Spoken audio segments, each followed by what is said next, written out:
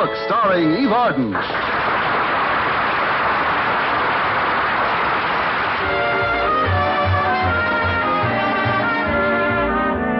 In the year she has been teaching English at Madison High, our Miss Brooks has learned a few cardinal rules concerning her principal, Mr. Conklin. One was to be punctual always. Another was to be agreeable at all times. And a third was, never cross your principal until you came to him. Bearing this in mind, when Mr. Conklin suggested a method a few weeks ago of beating the high price of meat, I listened very carefully. His idea was for a few of us to chip in with him and buy a whole steer and keep it in a frozen food plant. Thus, it would make good meat available to us at a reasonable price whenever we wanted it. The scheme sounded feasible, so my landlady, Mrs. Davis, and Mr. Boynton and I joined the Conklins in his project. It worked perfectly until this past week. Thursday morning started out just like any of the others had since Ferdinand had entered our lives. Connie, you've hardly eaten a thing. Don't you like your breakfast this morning? I should say I do, Mrs. Davis. This beef stew is delicious. But I've had enough of it. I had a hunch you'd say that. You should. I've been saying it since Monday. I'm sorry I had to serve this 4-day-old stuff, Connie. But since we bought that steer, we've had more meat than we know what to do with. And anyway, Oh, that's probably Walter to pick me up. Come on in, Walter. The door's open. I hope he brought his appetite with him. Maybe he'll do away with some of this meat. Or vice versa. Good morning, Miss Brooks. Morning, Mrs. Davis. Hello, Walter. You look a bit gloomy, dear. Yeah, I am. Would you like a bite to eat? That usually cheers you up. What do you got? How about a slab of beef on a nice pointed stick? No, thanks. Now, I'm in big trouble with Harriet Conklin. Well, why not sit down and try a little of our stew? That ought to make you forget Harriet for a while. That ought to make him forget everything for a while. You're eating beef stew for breakfast? Breakfast, lunch, and dinner. We've been battling it for the past 4 days now, Walter. Well, the way I feel this morning, I couldn't eat a thing. I'm never hungry when Harriet isn't talking to me. What happened this time? Well, it all started over a little thing at the Conklins last night. I was sitting in the living room with Harriet and Mr. and Mrs. Conklin when suddenly Harriet spied a large insect. A praying mantis, to be exact. Well, they're perfectly harmless, but you've never heard two women scream the way Harriet and Mrs. Conklin did. Oh, they were terrified. Well, in the midst of the commotion, Mr. Conklin calmly took off his shoe and killed the thing. What's that got to do with Harriet not talking to you? Well, I began kidding her about the fact that girls always go to pieces in an emergency. So one word led to another, and she ended up not speaking to me. Well, I guess I shouldn't have teased her about something that's obviously so true. You mean you really believe that men react better to emergencies than girls do? Oh, present company accepted, of course. But then I never think of you as a girl, Miss Brooks. Thanks a million. What I mean is you'd never get into a panic over a little thing like an insect. Oh, of course she wouldn't. Neither of us would. Oh, I know it, Mrs. Davis, but you're different. Oh, for instance, that little mouse running across the floor doesn't bother you two in the least. Mouse! Go on upstairs. Go on, beat it. Go on. Shh. There, he's gone, Miss Brooks. You can relax. Oh, I'm perfectly relaxed, Walter. I was just a bit startled, that's all. Yeah, I know. You can get down off that chair now. Oh, yes. I'm surprised at you, Connie, climbing up on a chair. Where else could I go? You're on the table. Oh, so I am. I was wondering how I suddenly got so tall. Yeah, you see what I mean? All women react alike in emergencies. Look, Walter, just because we were a wee bit upset by a mouse is no reason to think we'd be over-emotional under any other circumstances. Please notice how rapidly I returned to normal. Right now, I'm as calm as can be. Miss Brooks, while you pull yourself together. Hello, Davis residence. Walter Denton speaking. Oh, hello, Walter. This is Mr. Boynton. Could I speak to Miss Brooks, please? You'll have to wait until she gets a grip on herself, Mr. Boynton. Gets a grip on herself? Yeah, she just saw a mouse. Miss Brooks and Mrs. Davis were leaping on chairs and tables like a brace of gazelles. Oh, boy, it almost knocked me out. Hand me that phone or I'll finish the job. Hello, Mr. Boynton. Well, hello, Miss Brooks. Hey, what's this about you and Mrs. Davis leaping on chairs and tables at the sight of a mouse? I wish I'd been there. I wish you had, too. There was an extra chair. But I'm sure you didn't call up just to laugh at me, Mr. Boynton. Oh, now, don't get sore, Miss Brooks. I'm not sore, Mr. Boynton. Not in the least. I suppose you share the popular belief that all women get panicky in emergencies. Well, it's a known fact that men are cooler than women are in tense situations. But it's nothing to get angry about. I told you I'm not angry. If you want to call up and laugh at me, that's your business. If you choose to insult me by telling me how quickly I go to pieces, that's up to you. Oh, but Miss Brooks, But to accuse me of being sore and angry is more than I care to take. The next thing you'll be saying is that I'm mad. That's just what you're thinking, isn't it, Mr. Boynton? Oh, please, well, for Miss your Brooks, information, I am neither sore, angry, nor mad, and neither you or anybody else can accuse me of it. Do you hear me, Mr. Boynton? Neither you or anybody else. Oh, but Miss Brooks, please try to cool down. I am cool. I'm cute as a cucumber. I mean, cool as a cucumber. Oh, good. And I'll tell you what I called about. I know what you called about, and it's typical of your sneaky nature to call when it would embarrass me the most. Goodbye. My goodness, Connie. You shouldn't have gotten so peeved at Mr. Boynton. Well, I hate being told that men can handle emergencies better than women, Mrs. Davis. I know, but there's nothing you can do about it this minute, dear. Maybe not. But the way I feel now, if a mantis gets in my way today, he'd better pray.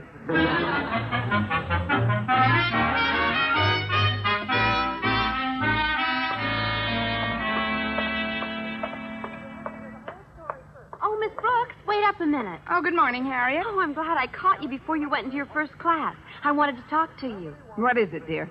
Well, you've probably heard about the enormous insect at our house last night. Harriet, that's no way to talk about your father. Oh, you mean the praying mantis? Yes, I've heard about it.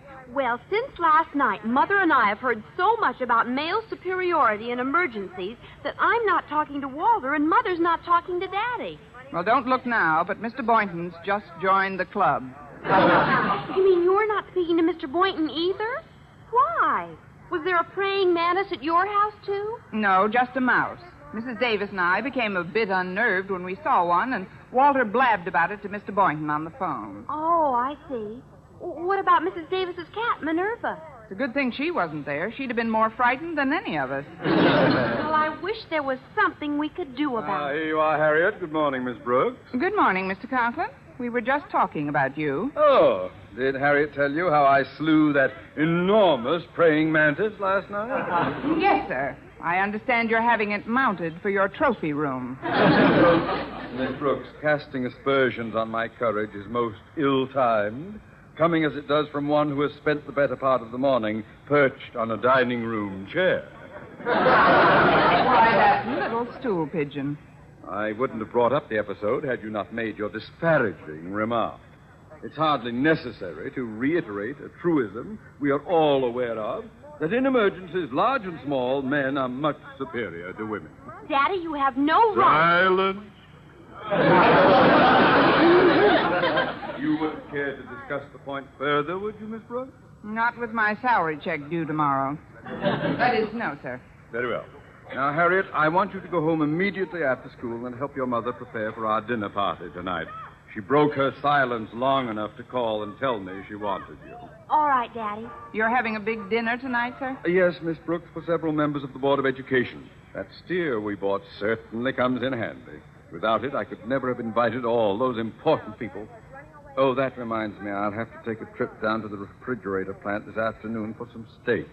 I could lend you some beef stew. No, thanks. Well, I've got to get back to my office. I hope you two will voluntarily break up this cafe clutch. Or will I have to get a mouse and stampede you? Oh, I said a mouse and stampede. Oh, I will have my little joke. Liberal is right. Now, you see, Miss Brooks, doesn't that attitude make you furious? It certainly does, Harriet. There must be some way to eliminate it. There is. But where can we find a long enough wall to line up the male population of the United States?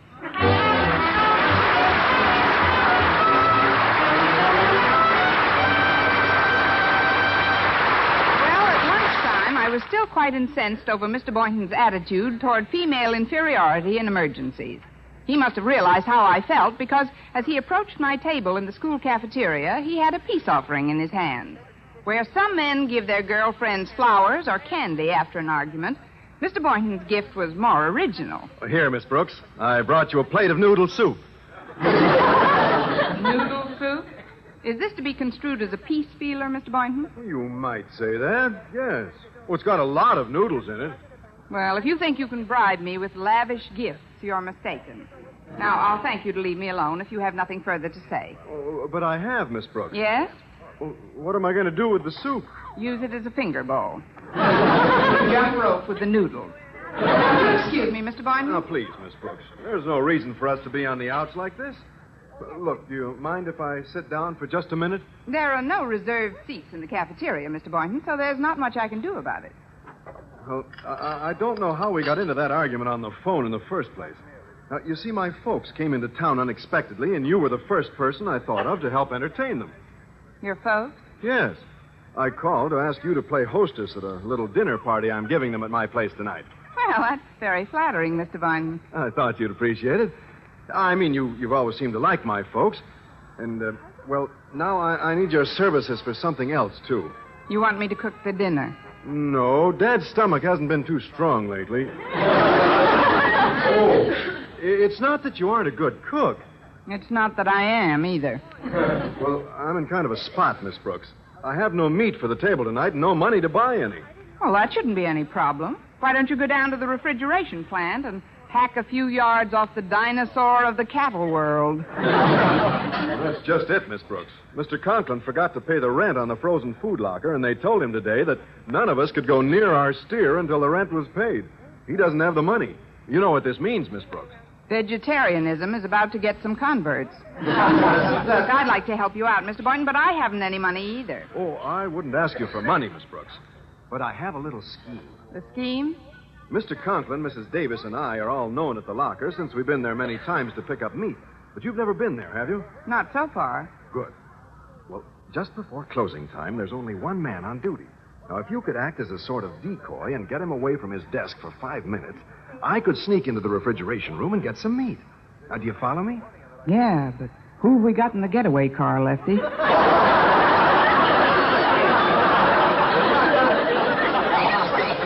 It's our own steer, Miss Brooks. We'll straighten out the rent bill later on. Now, will you help me? Well, where do you stand on male superiority in emergencies, Mr. Boynton? Oh, now, please, Miss Brooks, this isn't the type of emergency we were talking about.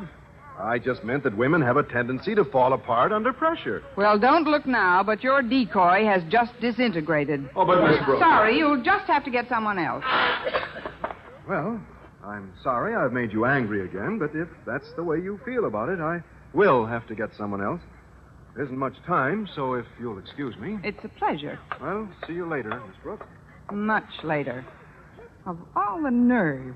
Asking me to help him, and then I should have dropped this noodle soup right into his lap. Men of the limit. Sometimes I wish... Well, there's no sense in going overboard. You must have money in the bank. Or were you rehearsing a speech for your class? I'm afraid you're wrong on 2 counts, Mr. Conklin. No matter. Miss Brooks, I'd like to make amends for my curt treatment this morning. Look, I brought you a little gift. Why, Mr. Conklin, you shouldn't have. And it's just the color I like, too. Yes, I remembered that you take your coffee black. Do you mind if I sit down? Not at all. Take this chair. It's still warm. To come straight to the point, Miss Brooks, I have a little favor to ask you. I never would have guessed. I wouldn't dream of asking it except in this dire emergency. Could you find it in your tender heart to lend me 10 measly dollars until payday? I couldn't find 10 measly cents in my measly heart. I'm flat broke, Mr. Conklin. I was afraid of that. Mr. Boynton told me the predicament you're both in, and you have my sympathy, sir, but... I'm going to need more than your sympathy, Miss Brooks. You see, I need some meat desperately for tonight. And the little plan I've invented to get it requires your help. Yeah, but who have we got in the getaway car, Lefty? I beg your pardon? Does the plan involve my acting as a decoy for the lone man in the refrigerator plant while you lope into the locker room and pilfer some protein? What? Yes. But how did you know? I've seen the picture. Mr. Boynton has a similar plan. And since you share the same low opinion of female behavior in emergencies, my answer to you is the same I gave Mr. Boynton. No, Mr. Conklin. No? I'm afraid you're barking up the wrong duck. Miss Brooks, allow me to point out that there is a difference between Mr. Boynton's position and mine. A difference? Yes. I happen to be the principal of this institution, and as I have pointed out in the past, it is within my power to make your life here either pleasant or extremely unpleasant. Now, my dear, what is your answer? Quack, quack, quack, quack, quack, quack.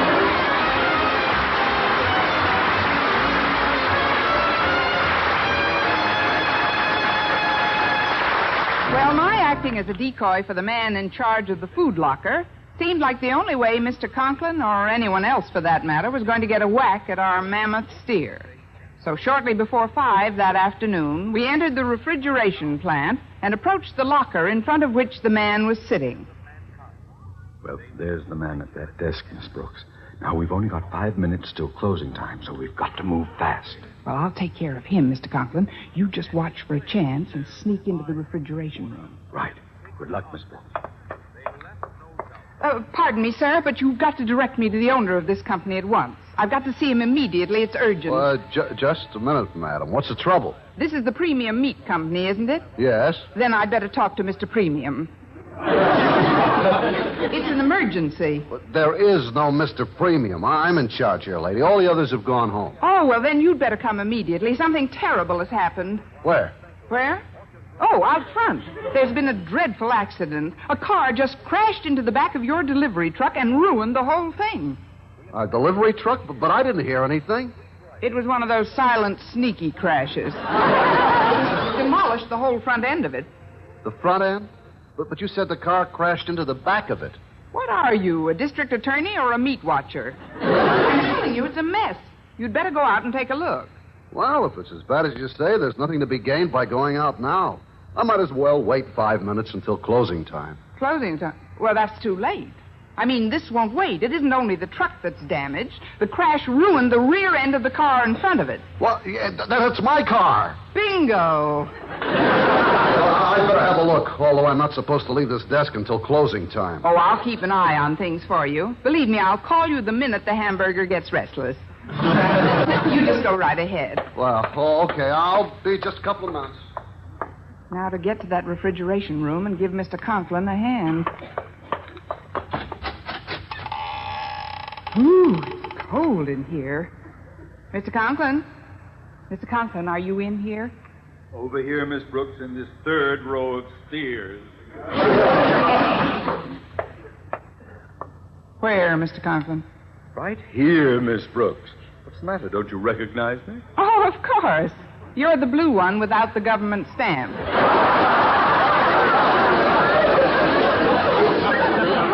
That is, you're not wearing your glasses, Mr. Conklin. I know it's so confoundedly cold in here, my breath fogged them so I couldn't see. Now, give me a hand with this steer and we'll get out. Well, Miss Brooks, didn't you hear me? You're talking to a leg of lamb. I'm over here. Oh, yes, sure. Well, let's get going. It's so cold I can hardly stand it. Say, our steer hasn't got half as much meat on it as I thought. Please let go of my arm, Mr. Conklin. Sorry. Perhaps I'd better go out. in there? How did he get back so soon? Quiet, Miss Brooks. Just remain perfectly silent. You won't know we're here. Well, now we can talk. Wait a minute. It's 5 o'clock. He's closing for the night. Closing for the night? Come on, Miss Brooks. Hey, there is someone in here. Let us out, Isaac. Come back. It's no use, Mr. Conklin. The door's so thick he can't hear us. But he's got to hear us. Somebody's got to hear us. We'll freeze to death in here. Now be calm, Mr. Conklin. Be calm, yes, that's it. We've got to do Do something, Miss Brooks. We'll freeze in here. Why, it won't take an hour, and we'll be as stiff as these steers. And now, Mr. Conklin. I don't want to die. Please, Miss Brooks, don't let me die. I'll do anything you ask, anything. Well, first, brush the sawdust off your knees. But I can't stand this cold. I can't stand it, I tell you. I'm going. I can sense it already. My whole life is beginning to unravel before my eyes. Oh, please, Mr. Conklin, we're not drowning. We're only freezing to death. What am I saying? Oh, but it's true. I can feel the icy hand of the Grim Reaper on my throat. Your tie is caught in the pig's knuckles. Now, look, Mr. Conklin, I'm sure we won't be abandoned in here. Somebody will... What was that? It came from behind that big ham. What big ham? It's me. Who's me? Mr. Boynton. I sneaked in about 5 minutes ago when the refrigerator door was open, and there was no one on guard. Well, Walter came along to help me. Walter? Yeah,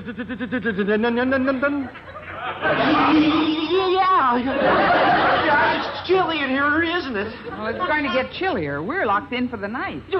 Locked in. For the night. But Will... Freeze to death. What do you know? The Andrews brothers. Oh, Miss Brooks, this is terrible. I don't want to die. I'm too young to die. I'm too important to die. I'm too useful to die. I'm just decorative myself. You three he-men will stop shivering for a minute. But I can't. I'm afraid. I just want to go. What's that? Oh, the door's opening. This way, madam. Thank heaven they're American.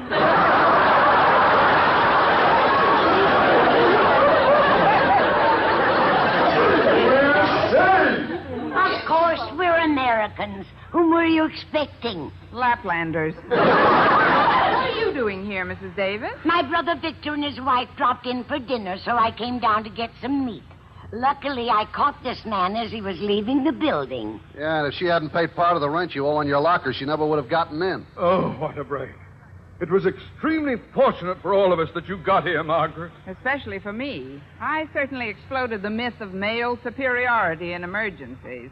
Oh, I don't know. We weren't that panicky, Miss Brooks. You weren't, huh? Well, do you know something, Mr. Boynton? What? After seeing you three in action, I'll never be afraid of any other mice again.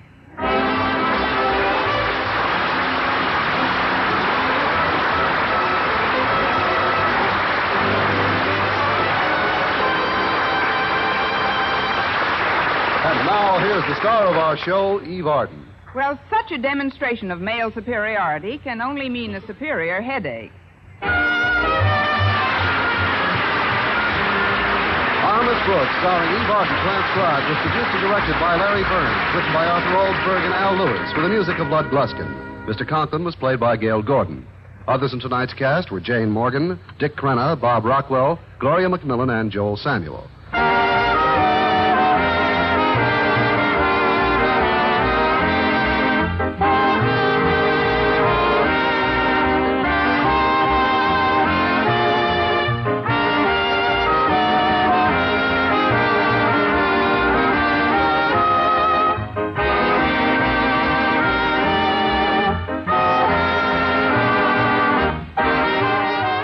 Next week at this same time and over this same station, Eve Arden, in the role of Madison High School's favorite English teacher, Miss Brooks, will again call the student body together. Don't you be absent. Our Miss Brooks is presented each week through the worldwide facilities of the United States Armed Forces Radio and Television Service.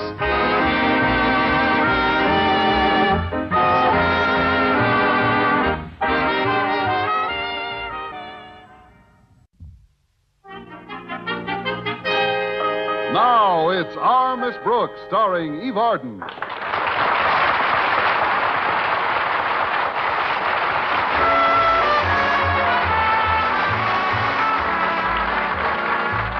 In the years she has been teaching English at Madison High School, our Miss Brooks has helped to initiate many projects there, and the results have been amazingly consistent. Yes, almost every one of them has been a flop. However, a few months ago, I had given our principal the idea of introducing a pen pal project. In other words, those students and teachers at Madison who wanted to do so could pick the names of some students or teachers in a foreign country and correspond with them.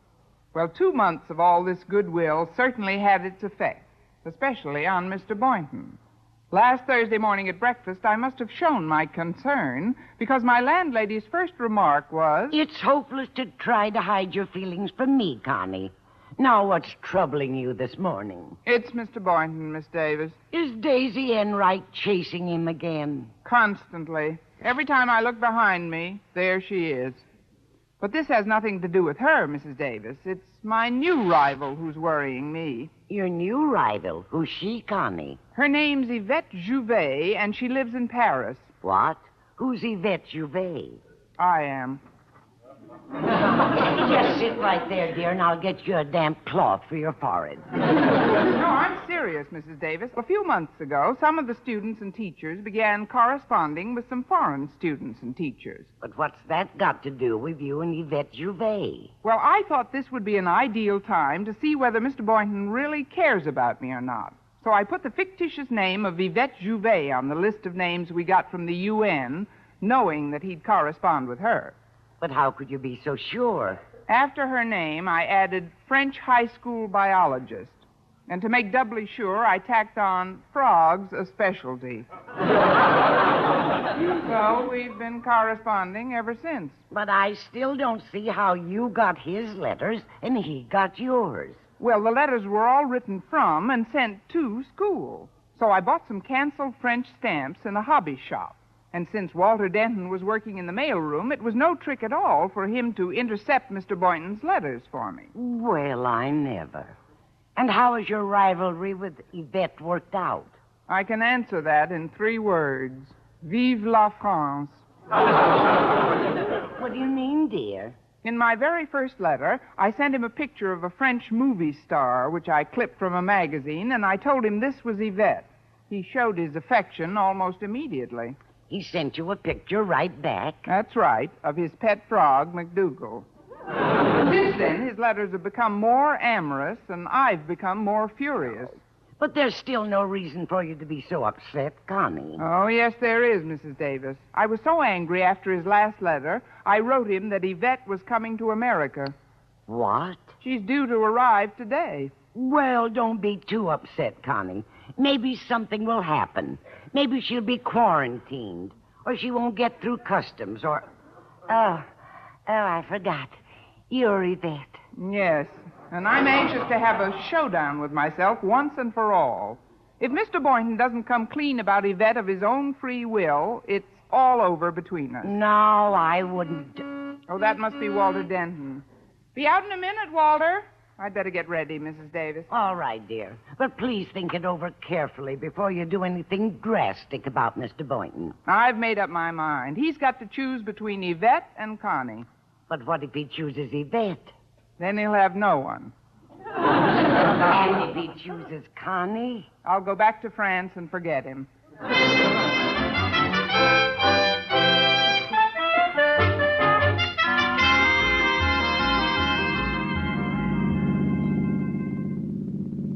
Come on, Walter, out with it. There's something troubling you this morning. What is it? It's Harriet, Miss Brooks. After all these years, she's in love with somebody else. Really? Who? His name's Giuseppe Umberto Mozzarella.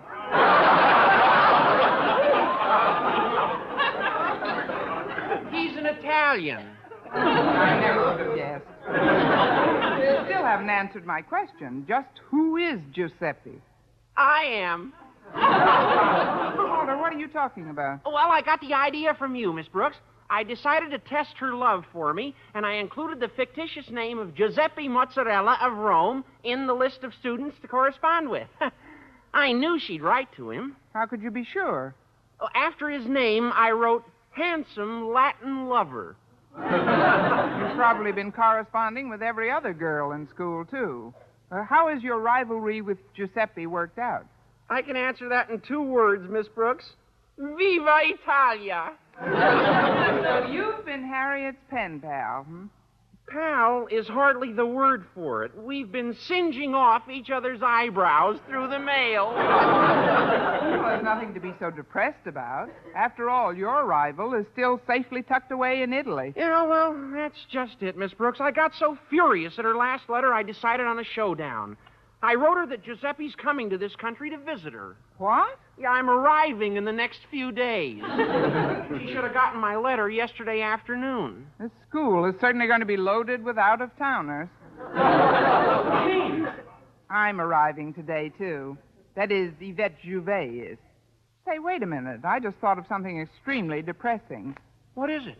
Suppose Mr. Conklin intercepts your letter about Giuseppe's arrival. He knows I'm behind the pen pal plan, and if he sees the letter, it can only mean one thing. What's that? Mr. Mozzarella may be coming from Rome and Miss Jouvet from Paris, but Miss Brooks is on her way to Siberia.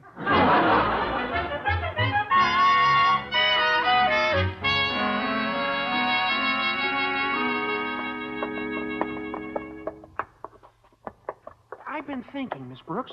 You're right about Mr. Conklin. If he saw that letter this morning and you had to face him, you would be in trouble. Of course I would. Later on, he might not be quite so mad. Now, just a few steps more and we'll be past his office. Walter, take your head out from under your coat. We don't have to sneak along like thieves. Mr. Conklin, watch out! Oh, yes! Oh, I'm sorry, sir. I was only trying not to disturb you in case Quiet, and I have a word of warning for you, young man. Warning, sir? National Peanut Week is coming up, and if I were you, I'd put a sign on my head. What kind of a sign? A sign saying, "This is a head." Yes, sir. Goodbye, Miss Brooks. Oh, I'll run along, too, I think, Walter. It's late. Just a moment, Miss Brooks. It so happens I wanted to see you. It's about a certain letter. A certain letter, Mr. Conklin? Yes, Tiny Tim. A letter. It came from one Giuseppe Mozzarella of Rome, Italy, and was sent to my daughter Harriet. I steamed it open by mistake.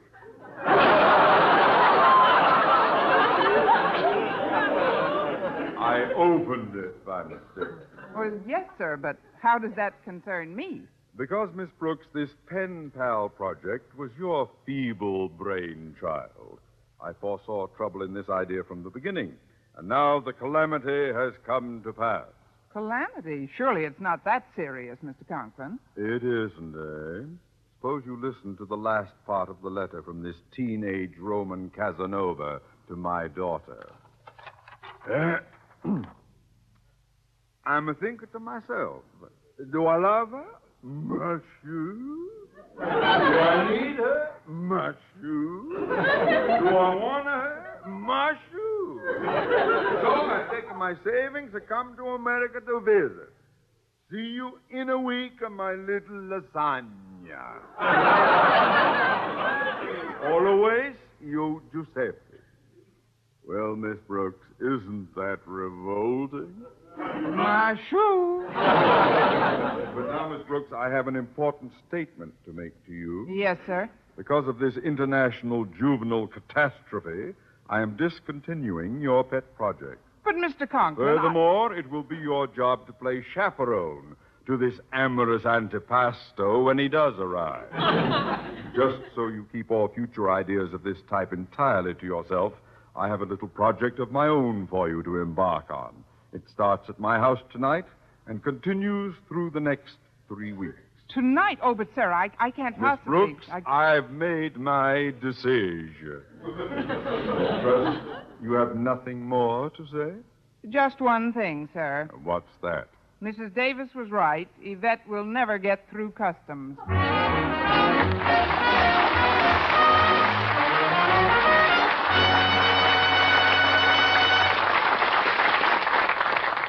At lunch, as I approached our usual table in the cafeteria, I was only sure of one thing, that regardless of what happened, Mr. Boynton would take everything in his usual serene fashion.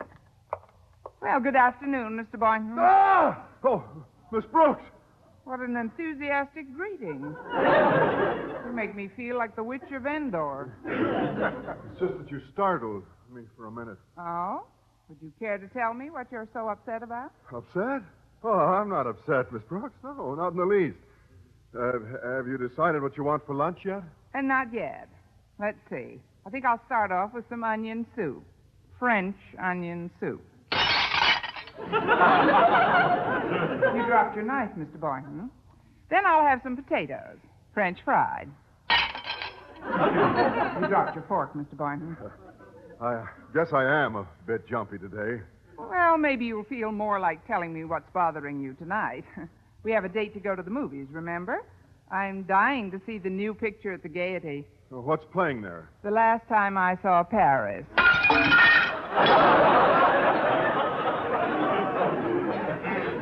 Darn these slippery plates.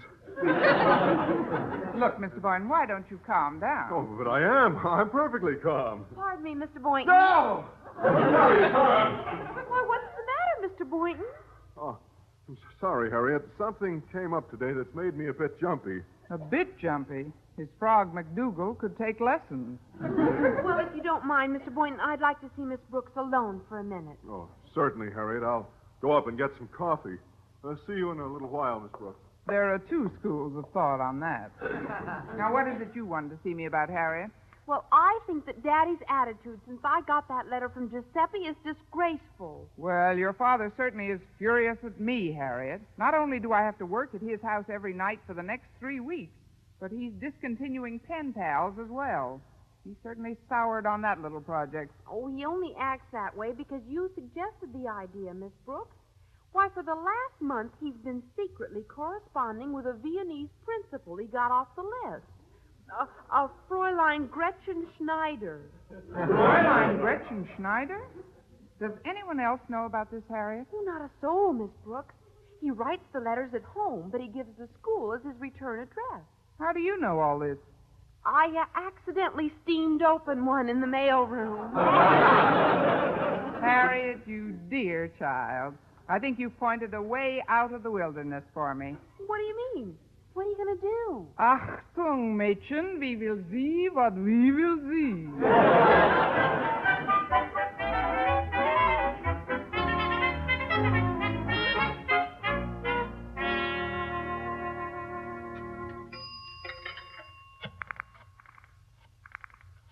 I hope this works. I haven't heard any German spoken since my last Erich von Stroheim picture. Hello? Also, this is the home of Herr Conklin? Yeah, this is the home of Herr...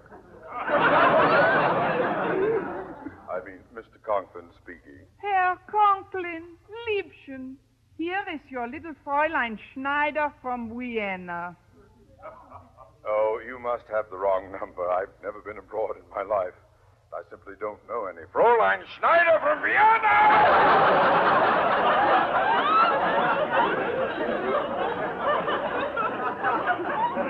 Why, how are you, Fräulein Schneider? I can hear you so clearly, I swear you were right around the corner. Well, that's because I am right around the corner. In fact, I'm in the drugstore. My train just got in from New York. What? What are you doing in the drugstore? Talking to you, my little pizza pie. Mein pumpernickel. But, Should I come over right now? No, don't do that. No, of course not. No. Fräulein Schneider, this is most embarrassing. I saw no reason to mention it in my letters, but I'm married. That's all right. I wait till the divorce is final. What? But I'm happily married. My wife doesn't know anything about you. Well, then we tell her. She must be a very understanding Frau. You don't know this, Frau. How did you locate me? Well, when I arrived today, I go to the schoolhouse where I was writing you the letters. And Miss Brooks told me where you was. She would. But you must come over here. Under no circumstances come here. I'll come to where you are right after dinner tonight. Have you got someplace you can stay till then? Ach, ja. Miss Brooks said I could stay at her house a bittle. What a woman that Miss Brooks is. I wish I had her in my school in Vienna. I wish you did, too. Well, I'll see you later at her house. Wunderbar. When will you be at the house? Well, I'll be there as close to 8 as I can. I'll tell you all about my wife at that time. Good. Then at 10 after 8, we call a lawyer. Auf Wiedersehen, Pupchen.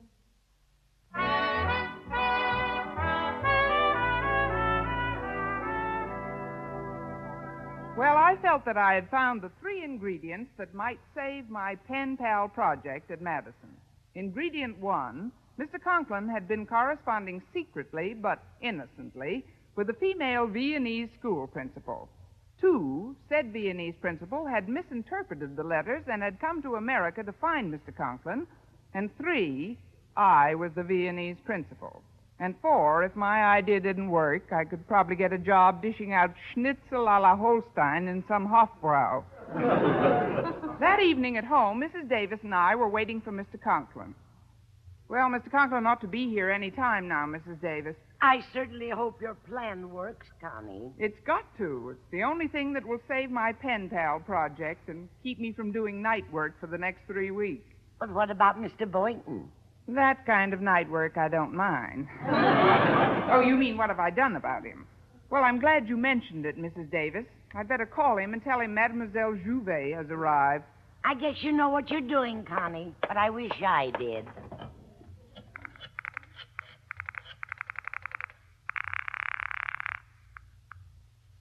Hello? Hello? Is Philip Boynton there?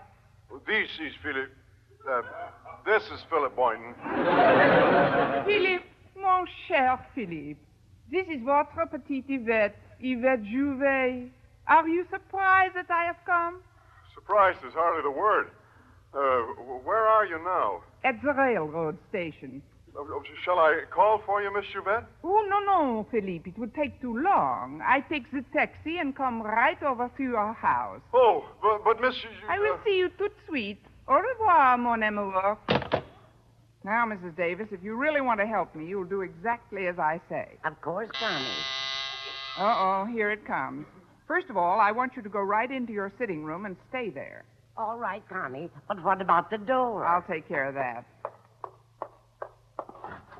Is she here, Miss Brooks? Did she get here? Oh, come in, Mr. Conklin. We've been expecting you. Where is she? Where have you got her? Where? Fräulein Schneider's in the other room talking to Mrs. Davis. Now, try to calm yourself, Mr. Conklin. I've never seen you this nervous. You'd be nervous, too, if your marriage was at stake. What marriage is that? You know what I mean. If my wife ever finds out about this Fräulein Schneider, I'm ruined. Mr. Conklin, maybe I can help you out of this mess. Oh, would you, Miss Brooks? Would you talk to her? Tell her my situation. Convince her that she should go home to Vienna. If you'll do this for me, Miss Brooks, I'll do anything you ask. Anything at all. Name it, and it's yours.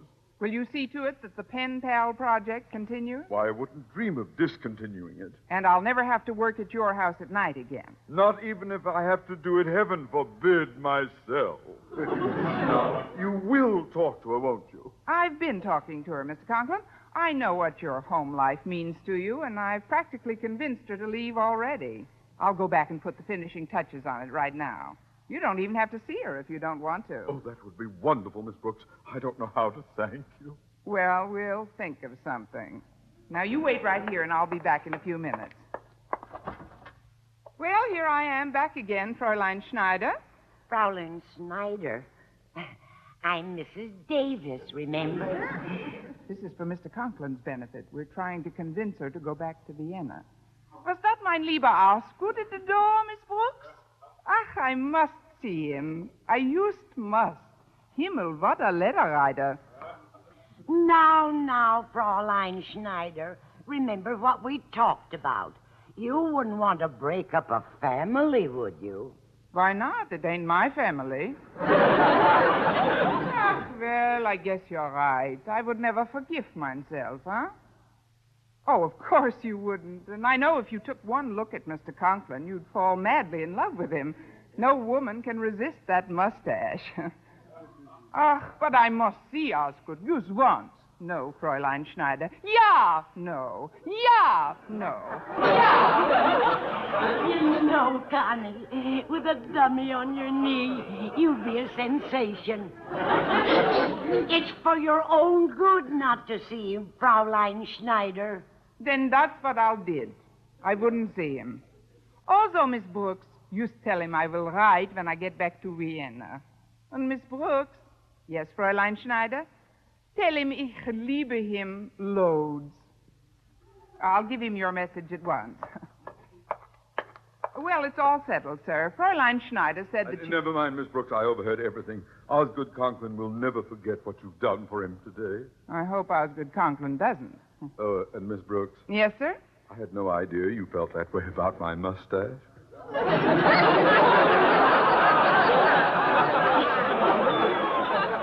Well, I'll be on my way home now.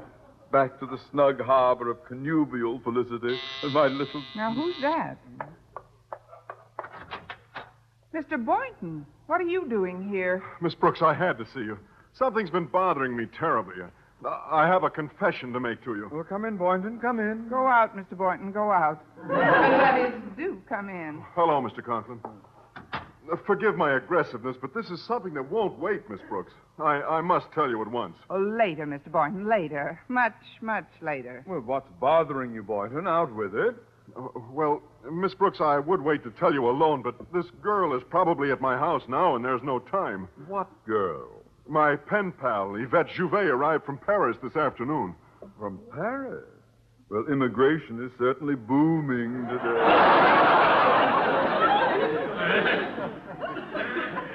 And a great light is beginning to dawn.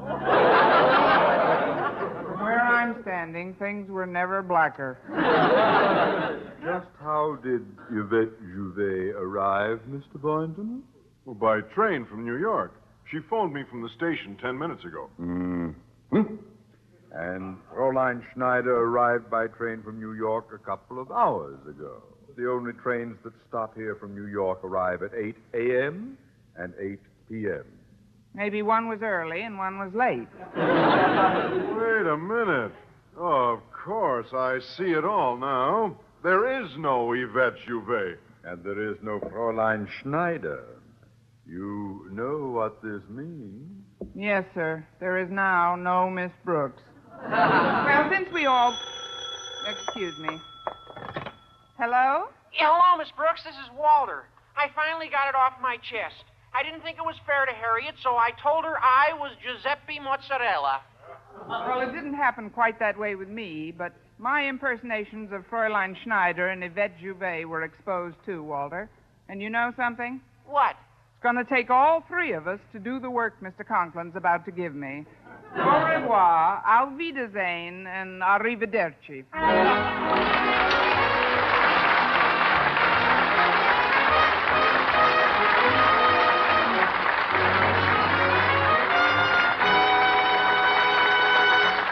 And now, here's the star of our show, Eve Arden.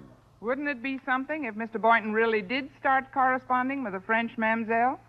What do I care? I'm not afraid. I'll match my complexion with hers any time. Our Miss Brooks, starring Eve Arden, Francois, was produced and directed by Larry Burns, written by Arthur Oldsberg and Al Lewis, with the music of Lud Gluskin. Mr. Conklin was played by Gail Gordon.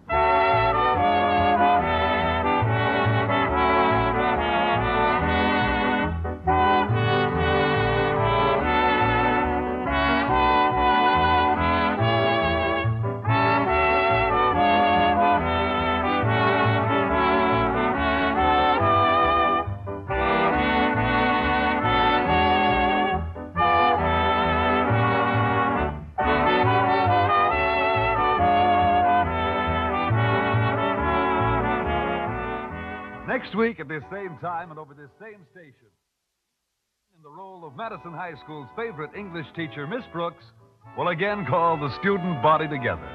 Don't you be absent. Our Miss Brooks is presented each week to the worldwide facilities of the United States Armed Forces Radio and Television Service.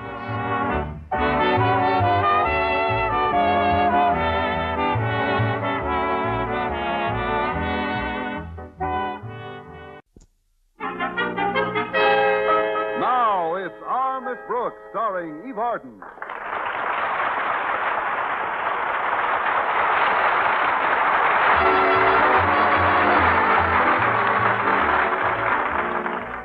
Well, in the years that our Miss Brooks has been teaching English at Madison High School, she has established some mighty fine relationships, not only with her fellow teachers, but in the outside world as well. No better example is my relationship with Mrs. Margaret Davis, my landlady. And the reason we get along so well is because we cooperate so thoroughly. For instance, when I have a problem, I don't hesitate a minute. I bring it right to Mrs. Davis. And whenever she has a problem, she keeps it to herself. However, last Thursday morning at breakfast, I could tell something was bothering her. I know something's troubling you, Mrs. Davis. Won't you tell me what it is? It's nothing, Connie. Here's your coffee, dear. Thanks. You know you'll feel better if you get whatever's annoying you off your chest. I told you, Connie, it's nothing. Now drink your coffee and stop worrying. All right. If you say it's nothing, I guess it's nothing.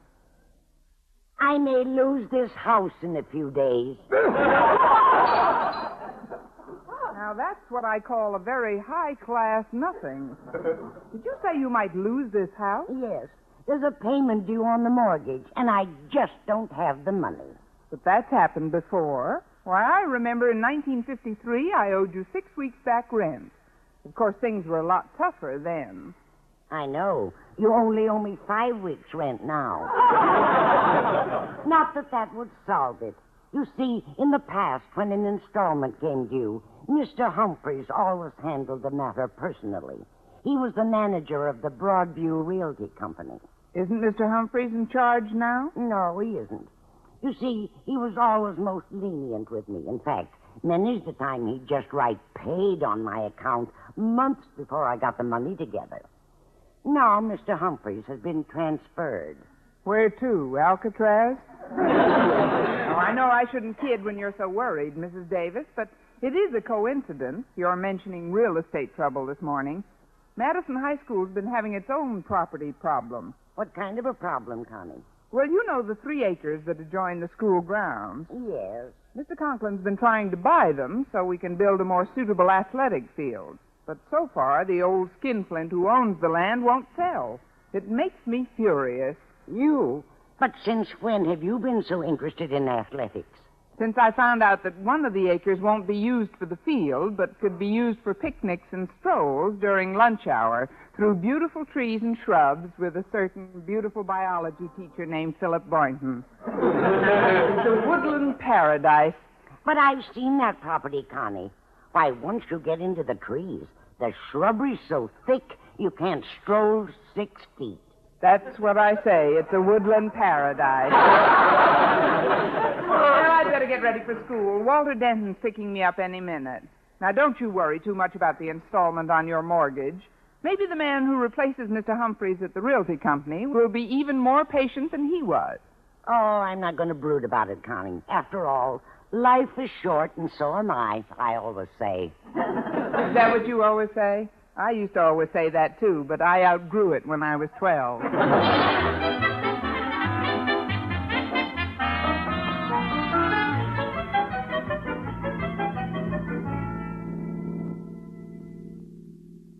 The car looks very good this morning, Walter. Has something new been added? Just you, oh exquisite educator. But I've got more important things than this jalopy on my mind. Problem? No, not exactly. But I've been very concerned about the attitude of a certain Mr. Travis. Mr. Travis? Yeah, he's the miserly millionaire who owns the property next to school. Every time Mr. Conklin makes him an offer, he sits tight on a big fat swivel chair and says, nothing doing. I take it you're hoping we get the property so we can build a bigger athletic field. Sure. The one we've got now is woefully inadequate. Take our football gridiron, for instance. Did you know that we played our entire schedule this past season on a field that was 15 yards narrower than a regulation field? Really? I never noticed it. That's because we had a very thin backfield. Yeah, I've got another more personal reason for wanting Madison to annex that land, Miss Brooks. You see, one of the acres isn't going to be used at all, and it's a woodland paradise. An ideal spot for picnics and strolls during lunch hour with my lovely Harriet. But, Walter, once you get into those trees, the shrubbery's so thick you can't stroll 6 feet. That's what I say. It's a woodland paradise. It's the feeling I've been all through this. But I'm rooting for the annexation, too, Walter. Maybe Mr. Travis will relent and sell it to us. Maybe, but don't bet your new mink coat on it. My new mink coat? Well, the one you've got on. That's what it is, isn't it? Not exactly, Walter. It's mink-dyed rayon. Oh, I've got to stop at Carney's garage this morning, Miss Brooks. Do you mind walking the remaining 6 blocks? Oh, not at all, Walter. It'll be good for me. Keep me nice and trim. Yeah. Nothing like walking to whack off the old blubber.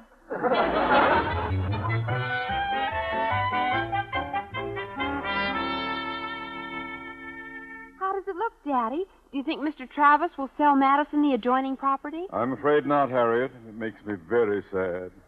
You see, one of the acres wouldn't be needed for the athletic field, and it's a woodland paradise. Why, you could send your boyfriend, Walter Denton, into those trees during lunch hour to pick you some flowers. But, Daddy, once you get into the trees, the shrubbery's so thick you can't walk 6 feet. Walter might trip and break a leg. That's what I say. It's a woodland paradise. Of course, we might get the property if we could force Travis into selling. Force him into selling? Why, Harriet, wherever do you get such ideas? But Daddy, you just However, it might be the only way. But how do we force him? Of course, if someone were to threaten to sue Mr. Travis because of an injury incurred on his property, that might do it. An injury incurred? On Mr. Travis' property? Child, your thoughts are positively diabolical. But it may be the solution. An injury and a threatened suit. Yes, the more I think about it, the better I like it. Goodness knows it could happen easily enough. The fence around his land is strewn all over the sidewalk. A person could sustain a fine accidental injury there. But how, Daddy? How do I usually sustain my accidental injury? Quite simply, my dear. Miss Brooks drops a typewriter on my foot. Miss Brooks closes a door on my hand. Or Miss Brooks sweeps my glasses to the floor with a pointer. You mean you're going to walk past Mr. Travis' place with Miss Brooks and just let nature take its course? Not exactly, Harriet. We're going to reverse our usual roles. This time I'm casting Miss Brooks as the damagee.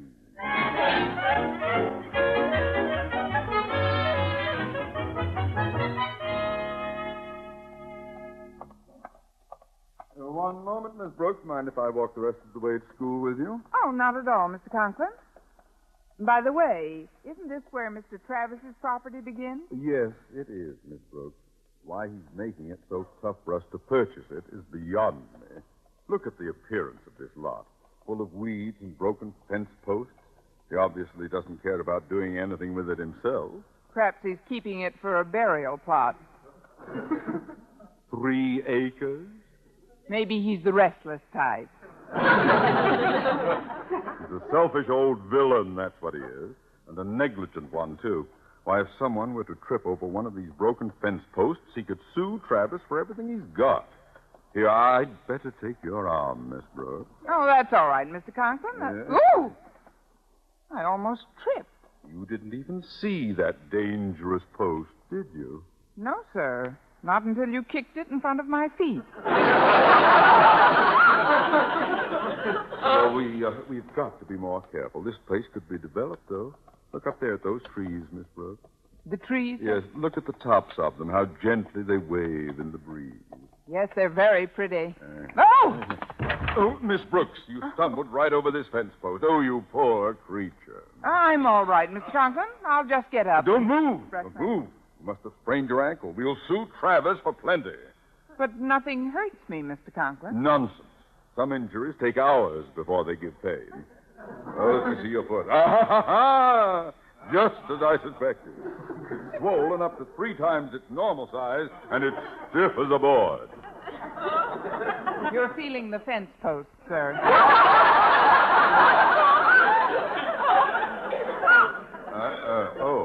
Oh, I'm sorry. Oh, here's your egg. Now, does it hurt when I press here? No. How about here? No, sir? How does it feel when I give it just this little twist? Oh! Oh, I knew it. I knew it. You can't walk at all. You can't even stand up, can you, Miss Brooks? Not with your foot on my calf, I can't. And now, please, Mr. Conklin, I'm perfectly all right. Miss Brooks, are you hurt? I saw you fall from across the street. Oh, I'm glad you did, Boynton. Although Miss Brooks says she hasn't any Oh, my leg. What pain. What an injury. What a switch. Here, Miss Brooks, let me assist you. I'll just put my arm around you. Now, there. How's that? Fine. What have you got in mind for the other arm? Well, I'm glad you saw Miss Brooks incur this injury, Mr. Boynton. With 2 witnesses, Travis won't dare stand the suit. Now, here, let me help you up, Miss Brooks. There we are. Thank you, sir. Oh, it was nothing, really. You can say that again. The way you helped me up was really nothing compared to the way you helped me down.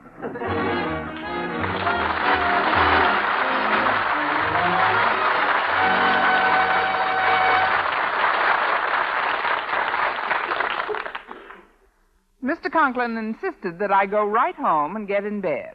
He also insisted on calling Mr. Travis to tell him that I was bringing suit against him.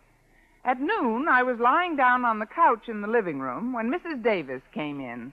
Just what happened, Connie? Well, frankly, Mrs. Davis, the whole thing was planned by Mr. Conklin. You see, he thinks that if Mr. Travis is sued for damages, it'll be easier to buy his property from him. Well, I hope it works, Connie. I've never met the man, but from what I hear, he's something of an ogre. Well, ogre is as ogre does. But there's no sense in my lying here like an invalid when I feel perfectly all right. I think I'll go out and stroll around the backyard. Oh, I'll answer it. You stay right on that couch, Connie. The rest will do you good. Why, it's Mr. Boynton. Come on in. Well, thanks, Mrs. Davis. How's our patient coming along? Oh, just fine. She says she hasn't any pain at all. Who is it, Mrs. Davis? It's Mr. Boynton. Oh, my ankle. Oh. Oh, Mrs. Davis, I thought you said she didn't have any pain. Was she still complaining about her ankle? He must have twisted it harder than she meant to. Go on in. I was just leaving. I've got to get down to the Broadview Realty Company. Goodbye, Mrs. Davis. Oh, hello, Mr. Boynton. I know this was all a plot of Mr. Conklin's, but you must have really hurt yourself in that fall, Miss Brooks. You look very uncomfortable lying on that couch. I am. I'm miserable.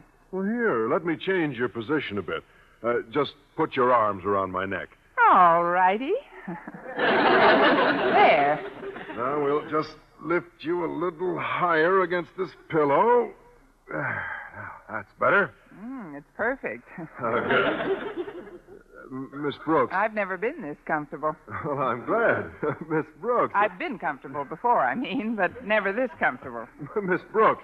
What are you chattering about, Mr. Boynton? Would you mind taking your arms from around my neck? Oh, I thought they felt full. Mr. Boynton. Yes, Miss Brooks. I'm uncomfortable again. Want to get up a little higher? Higher, lower. Stick out your neck. Are you all ready, Miss Brooks? I was born ready. I can't help wondering, Mr. Boynton. Wondering what? What it's going to be like to go through life with a sprained ankle. Oh, it isn't really sprained, Miss Brooks.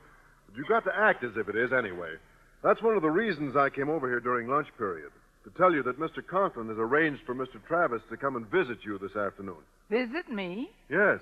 When Mr. Conklin told him you were going to sue him, he insisted on seeing you personally. Of course, I'm not much of a boy for this sort of chicanery. But as Mr. Conklin explained it, it does seem to be for the good of the school. Oh, I'm sure it is. There's another reason I hope we get the lot, Miss Brooks. A much more personal reason. Yes, Mr. Biden? One of the acres is a woodland paradise. An ideal place for a stroll during lunch hour. But, Mr. Boynton, once you get into the trees, the shrubbery's so thick you can't walk 6 feet. Well, who cares? Can you imagine the frogs I'll find in there? That's what I say. It's a woodland nothing.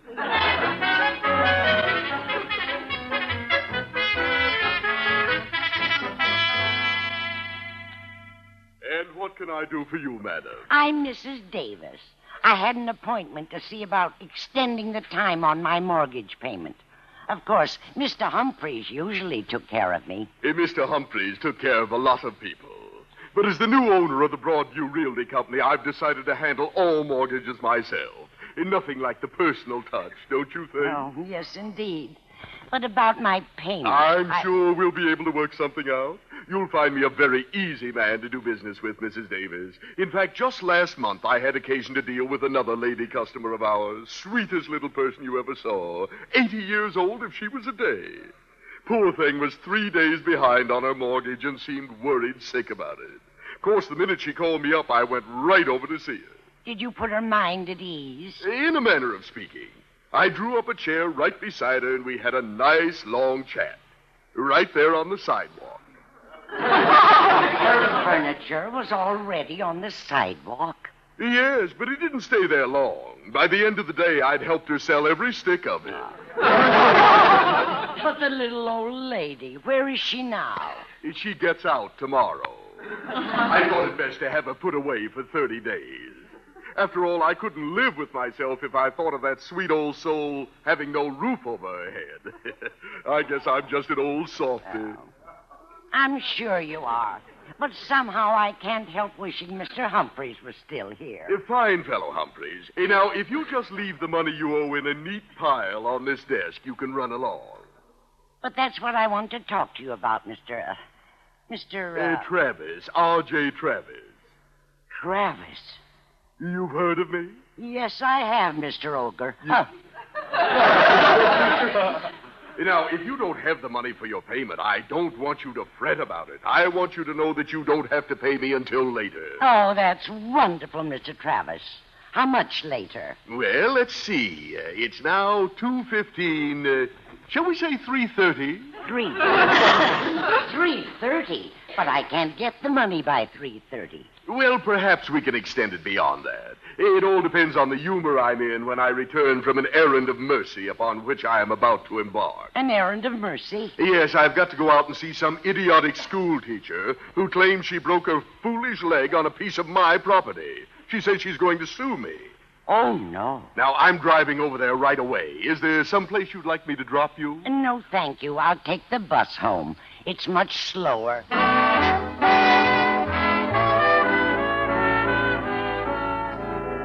Well, it may be all right to threaten to sue someone for an alleged injury, but not when that someone happens to hold the mortgage on your landlady's home, and particularly not when a payment is due on that mortgage. Unfortunately, Miss Brooks is not aware that the someone in both cases is named R.J. Travis, whom she's expecting at her house momentarily.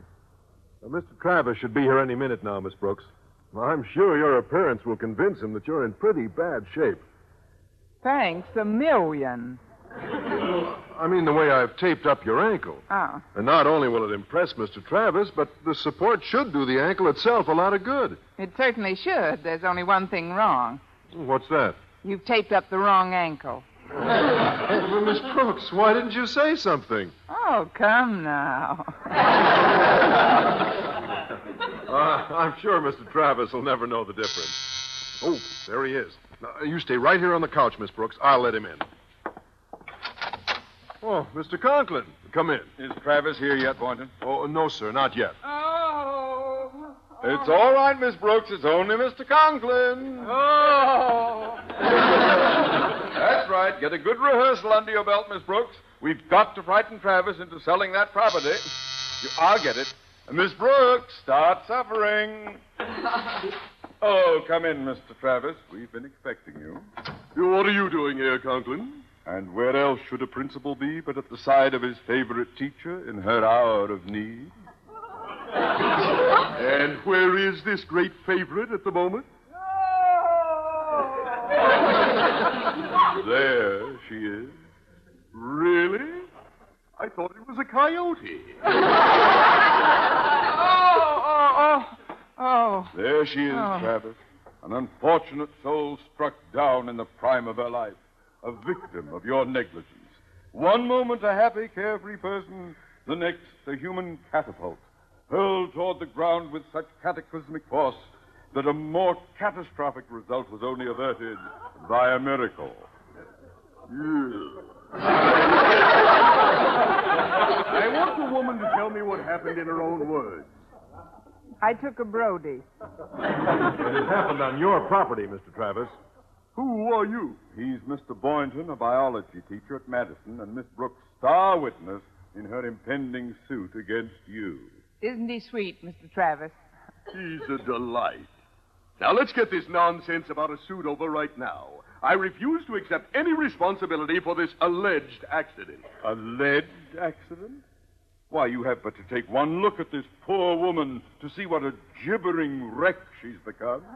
I'll admit she's no oil painting. But for all I know, her face is always twisted into those ugly contortions. Only when I smile. Now then, let's get down to cases. Miss Brooks is going to sue you for $5,000. $5,000? Oh, look, we're all sensible people here. Let's discuss this thing. I'm sure we can come to some equitable settlement. Mr. Travis, are you trying to bribe us? Are you attempting to buy our three people of our stature in this community by offering to sell your lot next to Madison High in exchange for our dropping the suit? Is that the bribe you have in mind? Certainly not. Then you haven't hit on the right bribe.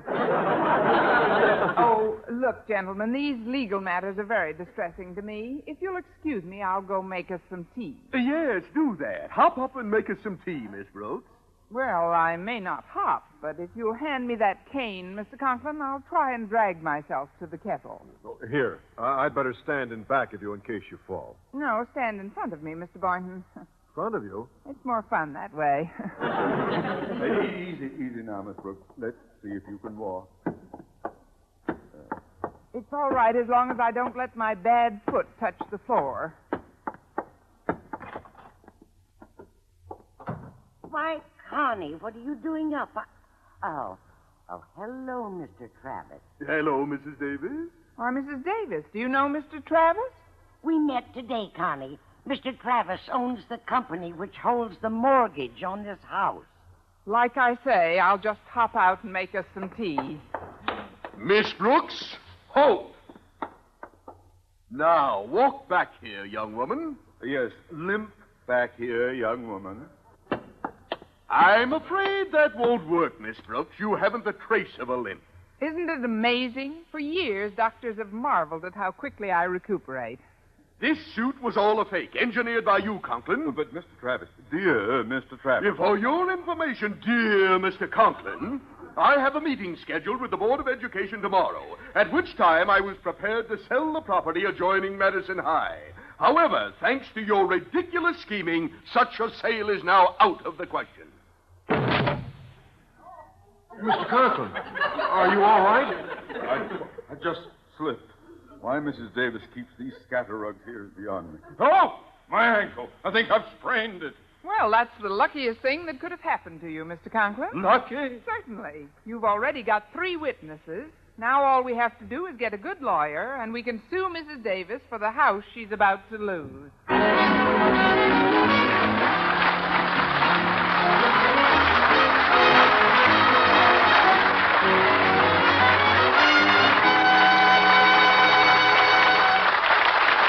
And now, here's the star of our show, Eve Arden. Well, Mr. Conklin got over his sprained ankle, but he still gets a terrible headache whenever he walks by that woodland paradise.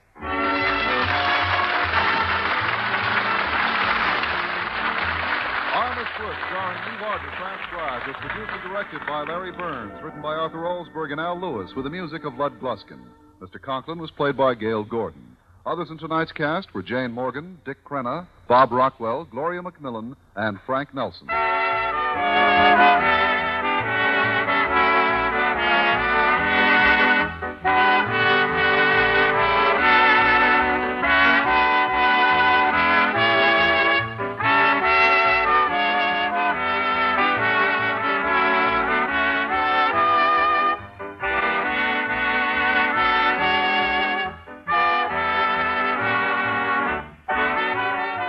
Next week at this same time and over this same station, Eve Arden, in the role of Madison High School's favorite English teacher, Miss Brooks, will again call the student body together. Don't you be absent. Our Miss Brooks is presented each week through the worldwide facilities of the United States Armed Forces Radio and Television Service.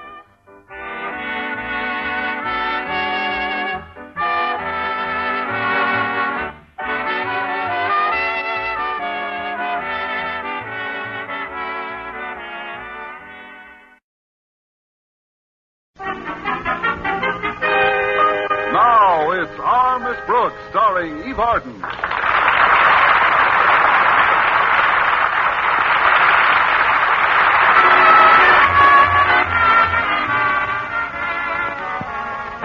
The life of an average school teacher tends to run along a fairly smooth and even path. But if that teacher's name is Constance Brooks and she teaches English at Madison High School, that path is apt to be not quite so smooth and even. Somehow, while most girls go through life attracting boys, I go through it attracting accidents. Wednesday, as I was leaving Clay City High after a visit with a friend, I hit the jackpot of all accidents. I was walking toward the elevator, my mind off in space, when a few seconds later, so was I. I had stepped into an open elevator shaft. The next thing I knew, I was hanging by my fingertips. Jason Brill, Clay's principal, had rushed up and pulled me to safety. The newspaper photographers had taken our pictures, and we were so busy I didn't have a chance to faint until I got home. The next morning, as my landlady and I sat down to breakfast, I slipped the newspaper casually under Mrs. Davis's eyes and waited for her reaction. Finally, it came. In tones quivering with excitement, she said, Connie, what's a two-letter word meaning sun god? Mrs. Davis, look. No, dear. Look has 4 letters. Maybe I should try it vertical. Now, let's see. What's a 3-letter word for feline domestic animal? Oh, no. Quiet, Minerva, and finish your milk. Now, 3-letter word for feline domestic animal. It's no use, Minerva. Mrs. Davis, if you'll forget that crossword puzzle for a moment and look at the front page, you might see a story about a person you know that will interest you. Oh, all right, dear. Well? Oh, my goodness. Why, Connie, this is your picture. A picture of you and Jason Brill. But what are you two doing on the front page? If you'll read the story, you'll see what we're doing there. A story? Oh, that's right. There is a story. Jason Brill, principal of Clay City High School, played the hero yesterday as he hoisted Constance Brooks, Madison High English teacher, out of an open elevator shaft. Miss Brooks had been dangling by her fingertips 3 stories up, with the elevator a floor above her, when she was finally rescued. Oh, Connie, how awful. But, dear, I don't quite understand. Don't quite understand what, Mrs. Davis? Wouldn't it have been simpler to wait for the elevator like everybody else? Not with my claustrophobia. Mrs. Davis, the whole thing was an accident. A horrible, nightmarish accident. Oh, of course, dear. Were you hurt? No, I'm all right today. Now, please don't worry about me, Mrs. Davis. I have as many lives as... No coaching, Minerva. Don't you want to read the rest of the story? I'm reading it now. Mr. Brill, who is currently one of the principals being considered for promotion to assistant superintendent of schools, was extremely modest about his daring rescue. When asked to comment, he said, "This is nothing that any other aggressive, vigorous, alert, level-headed, courageous man wouldn't have done under similar circumstances." If he printed his whole comment, he would have been elected to Congress. As it is, I doubt if he'll make assistant superintendent. At least not while Mr. Conklin is also trying for the job. Oh, is Osgood still after that position? Like Dick Tracy is after Rughead. Why, today our boy unveiled his Project X in front of Mr. Stone. Project X? Goodness, it sounds important. What is it, dear? If I know Mr. Conklin, it's probably a scientific method of making 6 teachers do the work of one principal. Frankly, Mrs. Davis, I'm dying to find out about Project X myself. Mr. Conklin's promised me that this morning he's letting the cat out of the bag. Meow. Back in the bag. bag, Minerva. In any case, Connie, it might be a good idea to drop in and see your principal before your first class. He'll be so relieved to see you unscratched. He'll fuss over you like a cat over her baby kitten. Yes, Minerva, they're playing our song.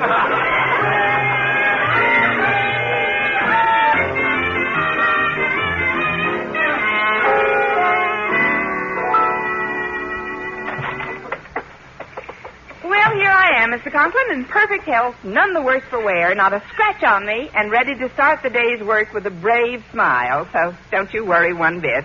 Sit down, you traitor. Huh? Mr. Conklin, didn't you read the story about me in the morning paper? 7 times. Miss Brooks, you knew I was in a life and death struggle with Jason Brill for assistant superintendent. You knew that making him a hero would practically ruin my chances.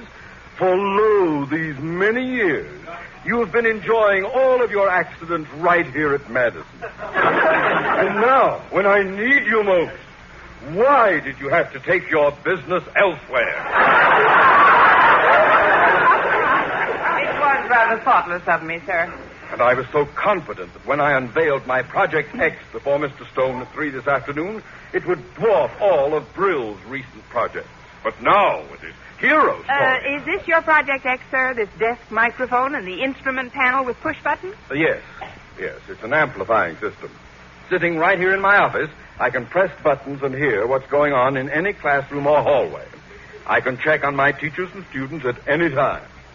The Board of Education was delighted when I suggested they try out the system at Madison. Would you show me how it works, sir? Well, I had promised my daughter Harriet she would be the first to hear it this morning, but I don't know what's happened to her. Oh, I'm certain she wouldn't mind if I heard it first. No, I suppose not. Well, all right, I'll flick it on. We'll warm up with room 100, although it may be unoccupied at this early hour. Oh, come on, Harriet. Just one little kiss. No, Walter. Daddy wouldn't like it. Who wants to kiss him? Please, Harriet.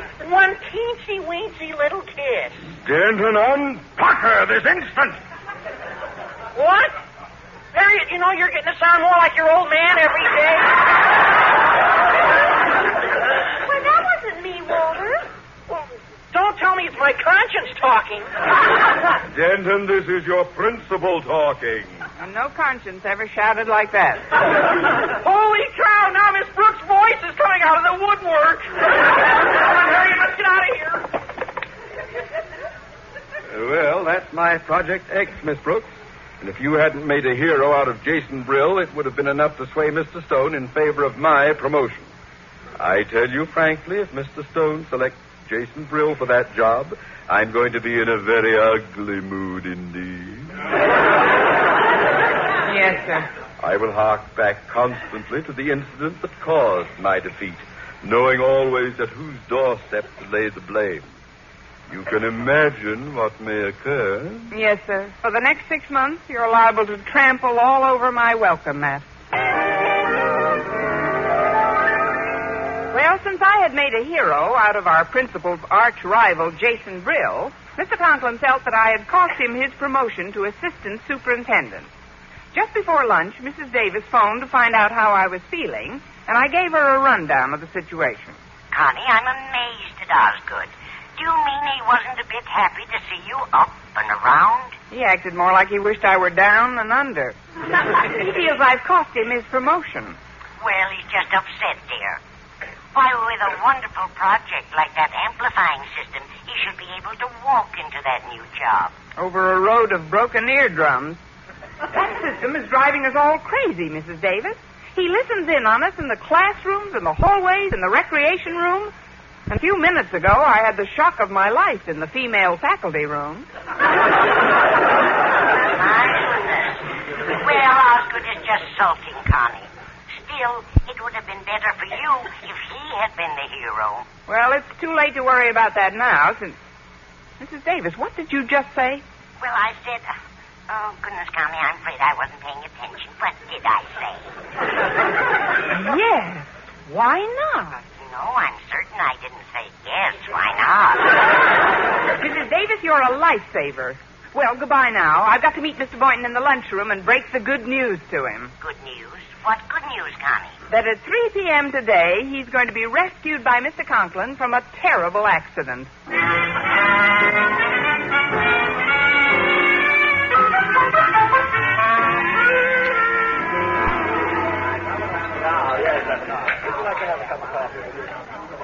Say, that pie was better than they usually make down here. Yes, it was. Oh, now, you said you had a big favor to ask me. What is it? Yes, I did want to ask a favor, Mr. Boynton, but perhaps I'd better not ask it here. You know who might be listening in on us right now. Who? Which who? Oh. Yes, that who. If I could whisper it to you, though. Bring your ear over closer. Now, listen. Say, that tickles. You know, you sent a chill right down my spine. Care to do me now? I mean, let's just talk in low tones. Oh, Miss Brooks, believe me, you're worrying needlessly. I'm sure Mr. Conklin has something better to do than listen in on lunchroom conversations. But if you're worried, why don't you just write down what you have to say on a napkin? What do you think of that idea? I think it's the sneakiest thing I've heard today. Mr. Conklin. Gosh, you were right, Miss Brooks. Don't get panicky, friend. Just follow me across to the unoccupied zone of Madison High.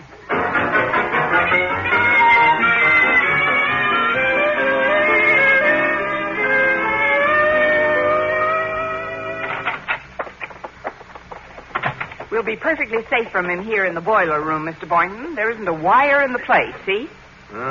Still, he's here, Miss Brooks. I can feel it in my bones. This room is wired, too. I know he's here. Mr. Boynton, look. I'll prove to you once and for all that Mr. Conklin has no wires down here. Here's a paper bag on the floor. I'll blow it up and explode it near the ceiling. Watch.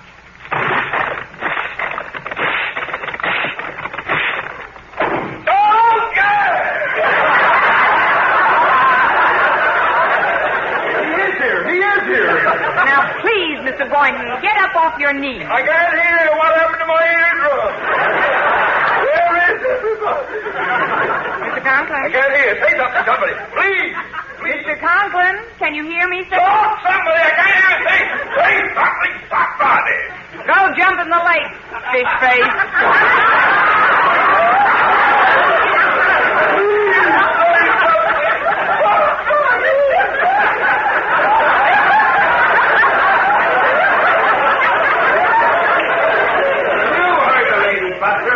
Take a flying leap for yourself, meathead. Hear what I called him, Miss Brooks? If it's a question of your getting the Medal of Honor, I'll be your witness. Well, now that Mr. Conklin can't hear us, what was that big favor you wanted? Mr. Stone is coming over at 3 this afternoon to hear the amplifying system in action. And when he presses the button to hear what's going on in your laboratory, I was wondering if you could be in the midst of a fake accident yelling for help. Oh, I see. You mean if I have this fake accident and Mr. Conklin saves me, Mr. Stone may pick him for that promotion and we'll be rid of him and his amplifying system. You ain't just burning your Bunsen, Boynton. That's right, I mean. Now, just in case Mr. Conklin has regained his hearing, let's go outside and talk over the details. No, all right, Miss Brooks. Follow me. This back door leads to the athletic field, and I'm sure that no one... Father will never hear us here in the boiler room, Harriet. Not a chance. Believe me. But are you sure, Walter? Well, just to play it absolutely safe, I'll test. Ah, come on, Harriet. Give me a kiss. Just one little kiss. Yeah, it's okay, Harriet. If he'd heard me, his bark would have exploded the boiler room by this time. Now, what do you think of my plan? Well, making a hero of Daddy in front of Mr. Stone sounds pretty fantastic to me. Fantastic? What's fantastic about it? It's simple. When Mr. Stone tries out the sound system and contacts the boiler room, I pretend the water pipes have exploded and I'm practically drowning. And then Daddy hears you hollering, dashes down, and rescues you, huh? Yeah, that's the idea. Now, what could be... Oh, Harriet, I just got a terrible thought. What? If your father ever really thought I was drowning, he'd let me. Well, making a hero of Mr. Conklin in front of Mr. Stone seemed like an ideal way to get him his promotion, particularly if it occurred while he was demonstrating his new amplifying system. However, unknown to each other, Miss Brooks and Walter Denton happened to get the idea at the same time. So as Miss Brooks approached her principal's office that afternoon, she knew nothing of the mix-up. Oh, Miss Brooks, just a moment, please. Oh, why, Mr. Conklin, I was just about to stop in your office on my way home. Can you hear all right now? I can hear all right, but my head feels like the inside of the Holland Tunnel at high noon. However, let's forget the boiler room caper, shall we? Now, listen, I have a favor to ask of you, a big favor. Mr. Stone is in my office at this very moment, and I'm about to demonstrate my amplifying system to him. Oh, I wouldn't worry about getting that promotion anymore, sir. Accidents have a way of happening at the strangest times, making heroes of the strangest people. I have a feeling one may happen very soon. Why, Miss Brooks, how did you find out about the accident I'd planned? You planned an accident? And you will play a key role in it. What are you going to do, push me off the roof? Oh, what a perfectly delightful... Miss Brooks, this accident again involves an open elevator shaft. If you look 10 feet in front of you, the shaft is open. Oh, no, sir, not again. Don't ask me to do it again. My fingertips are all worn out. Listen, we've got to act quickly. I've made arrangements with our home economics teacher, Miss Miller, to cling from that open elevator shaft in exactly 2 minutes. At that time or before, you will come into my office screaming for help, and I shall bound to the rescue. Oh, before you go, sir, we'd better synchronize our accident. You see, I have don't worry about Miss Miller. Even if she does let go, it's only a 4-foot drop, and I have several mattresses underneath to break her fall. But, sir, believe me, it won't be necessary. Do as I say, Miss Brooks. Give me a moment or two with Mr. Stone, and then go into your act. But, Mr. Conklin, Ah, there you are, Conklin. Say, this is quite an efficient-looking acoustical setup you've got here. Oh, thank you, Mr. Stone. Well, it's only natural for a principal whose only concern is his school to want to improve its operation. And as you know, sir, in all my years at this school, my one thought, my one aim has been how I can become assistant how I can better conditions here at Madison. I'm well aware of that, Osgood. But now I'd like to hear this amplifying system in operation, so... Mr. Conklin, come quickly. Something terrible has happened. Miss Miller has fallen down the elevator shaft. She's clinging to the ledge this very minute. What? Fallen down the elevator shaft? Good heavens. Why, Miss Brooks, it happened to you only yesterday. Yes, sir. I must have ushered in the season. Well, what are we standing around for? A human life is in peril. Clear, quick, decisive action is called for. And if there's one thing about Osgood Conklin, he is never one to lose his head in emergencies and turn his... Osgood! Stop filibustering and save her. Oh, yes, sir, yes, at once, yes. This is terrible, Miss Brooks, simply terrible. I think we'd better contact someone to give Conklin a hand. But how could we contact anyone in time for him to do any good, sir? I could try using the amplifying system. I withdraw the question. Exactly. It's only a little after 3. Some teachers must still be in their classrooms. Mr. Boynton usually stays late to work in his lab, doesn't he? Maybe he can lend a hand. Oh, no, sir. I've been trying to borrow one for years. Well, I'm certain he's gone home. Well, nevertheless, there's no harm in trying the biology lab. Now, where is that button? Oh, yeah, here we are. Help! Help, Mr. Conklin! Save me! Please save me! These poison gas fumes are choking me! Help me! Something's happened to Boynton. What's going on down there? Sounds like the deathbed scene from Camille. Save me, Mr. Conklin! A test tube exploded and I'm choking! Please save me, Mr. Conklin! Mr. Conklin's out on call, Mr. Boynton. Will I do?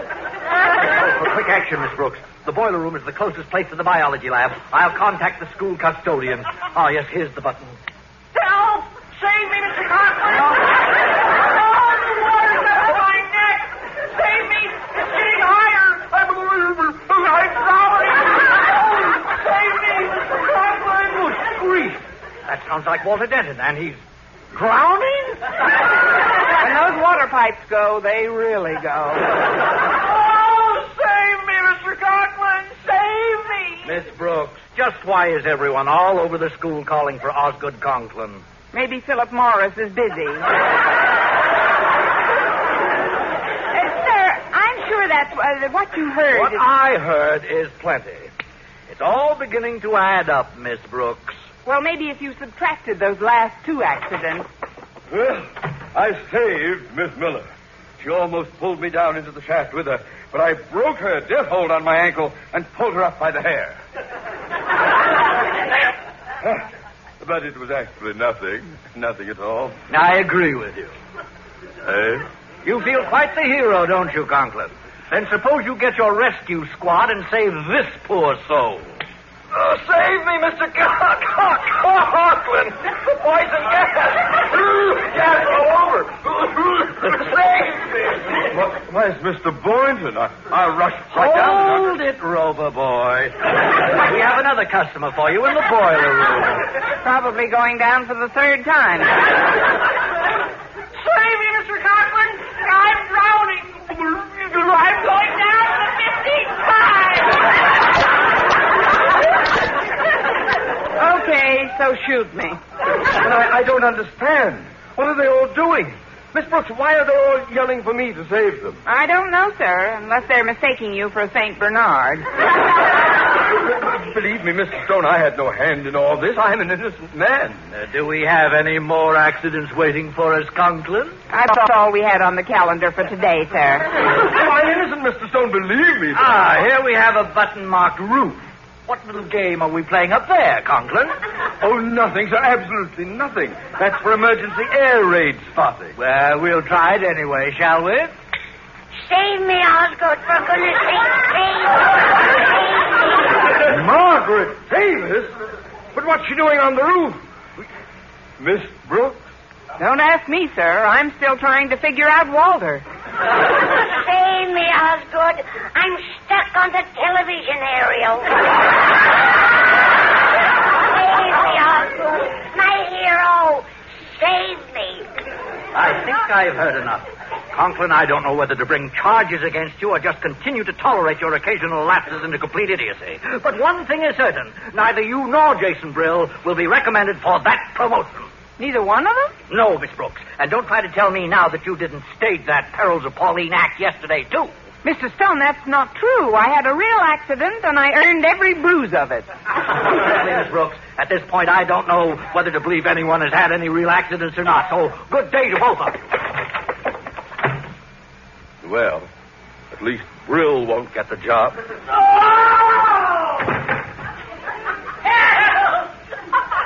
What was that? Oh, it's Mr. Stone, sir. He fell down that open elevator shaft. Now, isn't that a shame?